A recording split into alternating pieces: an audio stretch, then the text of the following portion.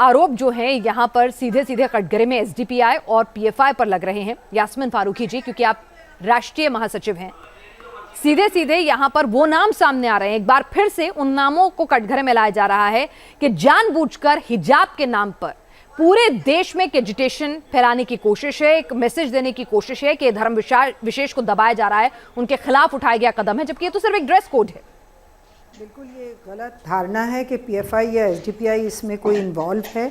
बच्चियों को school college की बात है, आम सी बात थी, हिजाब पहनने का मामला था, जो कि कोई नई बात नहीं थी। वो बच्चियां पहले से ही उस जगह पे उस कॉलेज में हिजाब पहन के जा रही थी।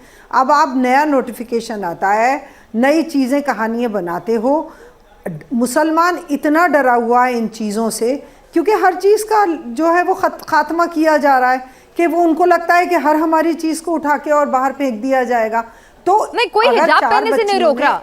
सुनिए यास्मीन फारूकी जी, नंबर एक बात, कोई हिजाब पहनने से नहीं रोक रहा। एक स्कूल का ड्रेस कोड होता है जिसे सबको फॉलो करना होता है। अगर एक प्री यूनिवर्सिटी कॉलेज में ड्रेस कोड लागू कर दिया गया जो कि पूरा कानून के तहत है, तो फिर उस ड्रेस कोड को फॉलो करना होगा। बाजार जाइए, अपने घर जाइए, बस में सफर कीजिए, कहीं भी जाइए, वहां पर आप आजाद हैं हिजाब बुर्का सब पहनने के लिए। वो बच्चियां आप बात का जवाब सुन लीजिए। वो बच्चियां पहले से 1 साल पहले से पढ़ रही थी और पहन रही थी। और कर्नाटका में हिजाब कोई सारी डॉक्टर्स, लड़कियां, सब पढ़े लिखी औरतें हैं, वो कोई ज़बरदस्ती तो पहनाया नहीं जा रहा उनको। मेरा सिर्फ एक मुद्दा है कि अगर कोई बच्ची पहनना चाहती है, सर कवर करना चाहती है, क्लैरिटी दे दूं मैं, शायद आपको पता नहीं है, जानबूझ के आप अनजान बनना चाहती हैं। सबसे पहले तो लॉकडाउन लगा हुआ था, ऑनलाइन क्लासेस चल रही थी, ऑफलाइन क्लासेस ही नहीं चल रही थी, ठीक है। उसके बाद दिसंबर तक वो हिजाब पहनकर नहीं आती थी। उसके बाद उन्होंने हिजाब पहनना शुरू किया और एबीवीपी की एक रैली थी जिसके अंदर हिजाब पहनकर जब लड़कियां गईं, तो उसके बाद एसडीपीआई के लोगों ने परिवार से संपर्क किया और कहा कि हमारी आइडियोलॉजी के मुखालफत करने वाले लोगों के साथ आपकी बेटियां क्यों हैं वहां पर। और उसके बाद आपको बता दें कि उन्हें सीएफआई ज्वाइन कराया गया और ये पूरा मामला सामने आया। और जब इसकी जो शुरुआती इन्वेस्टिगेशन है ना मैम, यास्मीन फारूकी जी, 1 मिनट, हम इन्वेस्टिगेशन एजेंसीज पर अगर हम इल्जाम ही लगाना चाहते हैं, यास्मीन जी, हमें पुलिस पर भरोसा करना होगा ना, या उस पर भी नहीं करना होगा? पुलिस अगर कह रही है तो पुलिस को मानना होगा। नहीं, किस पे भरोसा है? तो आपको किस में भरोसा है? देश की पुलिस पे भरोसा नहीं है? इल्जाम लगाया जा रहा है। एसडीपीआई को क्या मतलब है कि कौन कहां जा रहा है? अच्छा, बिल्कुल गलत इल्जाम लगाया जा रहा है। एसडीपीआई ने हमेशा अच्छे काम किए हैं, किसी भी गलत काम में कभी उन लोगों ने हाथ नहीं डाला है। एहतिजाज करना हमारा हक है और वो सब अपने वक्त पे एहतिजाज करते हैं। मतलब आप कह रही हैं कि कुछ भी गलत नहीं हो रहा है। और वो जो एक ऑडियो मैसेज जा रहा है उसके बारे में आपका क्या कहना है, जिसमें पूरे एक टूल किट के मार्फत कहा जा रहा है कि देश के अलग अलग शहरों में हम एजिटेशन करेंगे और उसके बाद दिल्ली को इसका केंद्र बनाना है, जो भड़काया जा रहा है, उस पर भी आप कहेंगी कि वो भी मासूमियत है? तो वो गलत बात है। हमारे यहाँ ऐसा नहीं है। नहीं, कौन सा किसका ऑडियो, पहले उसको क्लियर करो, उसको पुलिस में दो, उसको कोर्ट में दो और मालूमात करो। हवा में थोड़ी बात होती है कि किसी ने भी एक ऑडियो जारी कर दिया और उसको हवा में बात करने लगे। वो हमारे हवा में ही हो रहा है। फराह फैज सुप्रीम कोर्ट में वकील रही थी 3 तलाक के मामले में। फराह फैज, क्या मामला वाकई में इतना सीधा है, क्या इतना सिंपल है जितना यास्मीन जी बता रही हैं, या फिर हम जानबूझ के आंख पर पट्टी बांध रहे हैं कि हमारी बेटियों को ब्रेन वॉश किया जा रहा है और देश में अशांति फैलाने की कोशिश है कुछ शरारती तत्वों द्वारा? नहीं, ये कुछ शरारती तत्व नहीं है, बल्कि एक पूरी बड़ी लॉबी है और इसके पीछे जो है ये बहुत बड़ी फंडिंग एजेंसीज हैं जो बाहर बैठे हुए इनको फंडिंग कर रही हैं। और इसका जो पूरा का पूरा जो सेंटर पॉइंट है वो दारुल उलूम देवबंद है।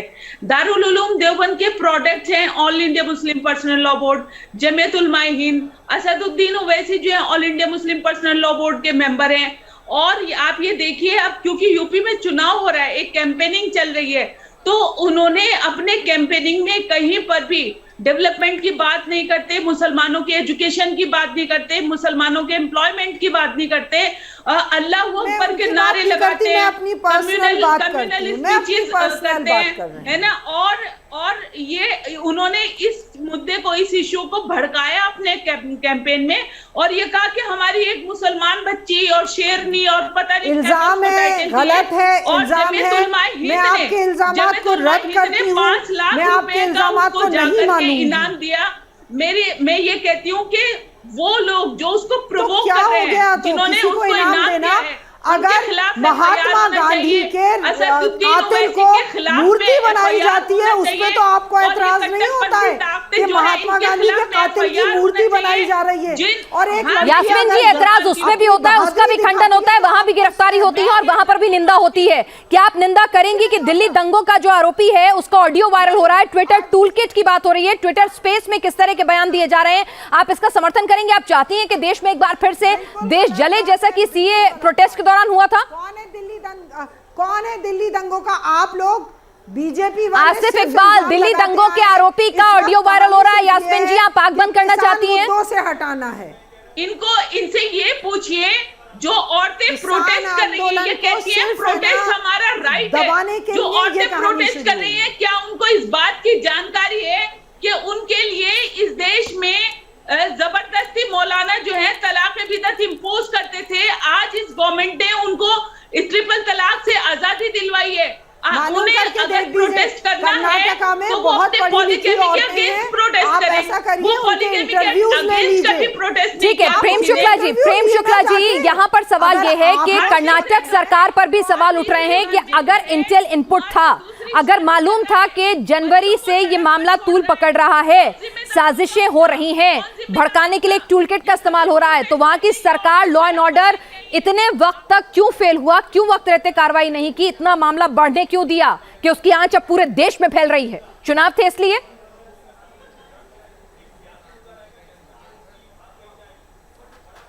देखिए, कर्नाटक में लॉ एंड ऑर्डर बिल्कुल नहीं फेल हुआ है, पूरे देश में भी लॉ एंड ऑर्डर बिल्कुल नहीं फेल हुआ है।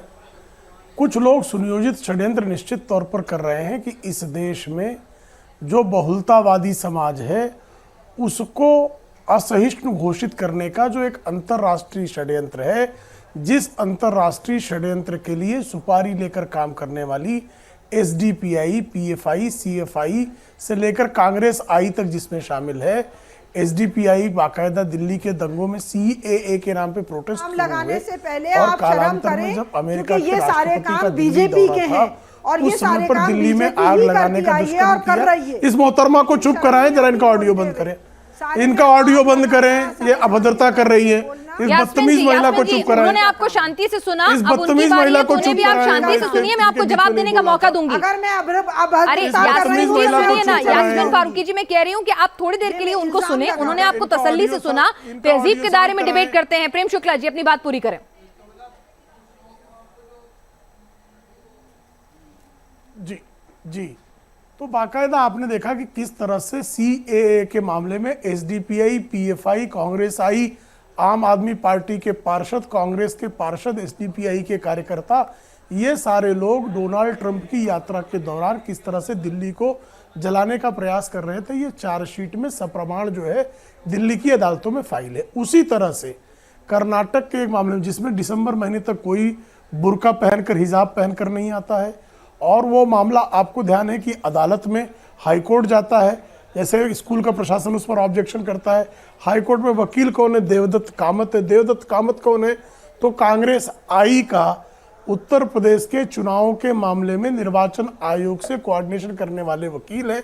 देवदत्त कामत के तत्काल बाद प्रियंका वाड्रा का और असदुद्दीन ओवैसी के ट्वीट आते हैं, बयान आते हैं, उसको तत्काल लोक लेता है पाकिस्तान का महमूद कुरैशी का बयान आता है, और पाकिस्तान नहीं तो संयुक्त केंद्र में और राष्ट्र राज्य में किसकी सरकार है? उसके सरकार बाद और intelligence Organisation of agencies Islamic input क्या कर रहे थे? Countries इंतजार में कर रहे थे कि मामला तूल मुसलमानों पकड़ता पर- जाए, दिल्ली जैसे दंगे एक बार फिर से हो नहीं, जाए। हम तो काम कर रहे हैं ना साहब, हम तो काम कर रहे हैं। नहीं, एक बात सुनिए ना, दिसंबर से बिना- लेके आप कह रहे हैं बिना- दिसंबर तक कोई ऐसा मामला नहीं था, मामले पनप रहे थे, भड़काया जा रहा था, तो फिर सरकार क्या कर रही थी? इंतजार कर रही थी कि मामला तूल पकड़े और माहौल बिगड़े।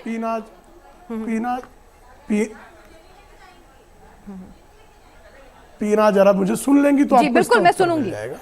सरकार के पास इंटेलिजेंस इनपुट रहने के बावजूद जब तक, हाँ निश्चित, जब तक प्रमाण आपके पास किसी के विरुद्ध नहीं होगा, तब तक इस देश में अगर हमारे पास खुफिया सूचना भी हो, तब भी कार्रवाई तभी की जाती है जब किसी के आपराधिक कृत्य का कोई प्रमाण हाथ में आ जाए, और जैसे ही आपराधिक कृत्य का प्रमाण आएगा किसी को नहीं छोड़ा जाएगा। अब ये टूल किट है, अब टूल किट के बारे में जानकारी हुई, अब उस पर जब अमलीकरण प्रारंभ हुआ, जैसे ही जानकारी मिली उसके खिलाफ कार्रवाई होगी। तो जब तक कार्रवाई नहीं होगी तो वो तो कह देंगे साहब हम कुछ कर ही नहीं रहे थे, हम तो देखो निर्दोष हैं, हमको देखो पुलिस फंसा रही है, देखो भाजपा वाले उत्पीड़न कर रहे हैं, देखो मुसलमानों का उत्पीड़न। आप तो जानती हैं कि इस देश में जब याकूब मेमन के खिलाफ फांसी की सजा सुप्रीम कोर्ट निर्धारित कर देता है, राष्ट्रपति उसका जो है मृत्यु जो जब दया याचिका खारिज कर देते हैं, रात में सुप्रीम कोर्ट खोलकर उसकी अपील सुनता है, फिर भी फांसी देने के बाद एसडीपीआई, पीएफआई, कांग्रेस आई, ये सब कहते हैं साहब उसको याकूब मेमन शरीफ था, उसको जबरदस्ती ठीक है। यास्मीन फारूकी जी, यहाँ पर सीधे सीधे शुरुआती जांच में अगर सामने आ रहा है कि एसडीपीआई, पीएफआई, सीएफआई का हाथ है और उनके तार कहां तक फैले हुए हैं, दिल्ली दंगों में किस तरह से वो लिप्त थे, ये लगातार सवालों के घेरे में है। ठीक है, ये मामला जो है तो उस पर आप क्या कहेंगी कि बिल्कुल दामन पाक साफ है, बिना आग के धुआं उठ रहा है?